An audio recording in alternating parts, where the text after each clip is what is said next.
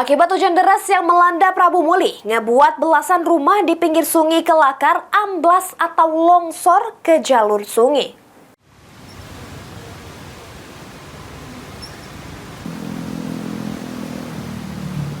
Akibat hujan deras buat belasan rumah di pinggir sungai Kelakar melesek atau longsor ke jalur sungai. Dari 12 rumah yang rusak akibat tanah yang melesek, ada 3 rumah yang mengalami kerusakan yang lumayan parah.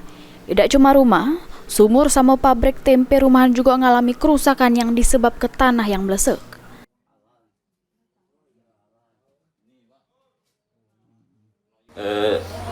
Ini sebenarnya turun inilah lama. Cuman dalam semalam 2 malam ini ya agak parah. Inilah keadaannya, dan juga kami ini ada terdampak tuh lebih kurang 12 rumah. 12 kakak kan, 12 untuk di sini? Iya, untuk di sini.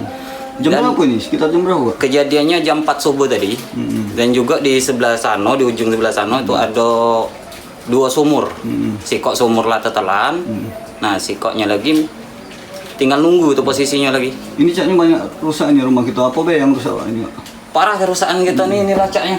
Dapur kita kamar. ini, kamar, Jadi WC. berapa ruangan? Yang rusak untuk di rumah kami ini ada 3 ruangan. Saat kejadian kita lagi apa, Kak?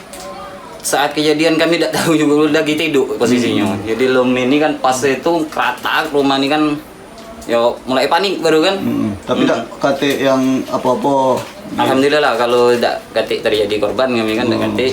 Olehnya kami juga tidurnya agak arah ke tengah kan, tidak ke samping lah, kami antisipasi memang kan, ngeri. Warga yang tinggal di daerah aliran Sungai Kelakar berharap Sungai Kelakar secepatnya dipasang talud supaya kerusakan rumah warga yang tinggal di daerah aliran sungai tidak rusak lebih parah lagi. Anggi Perkasa, PAL TV. Lama ini tapi. Ya, ini 2022.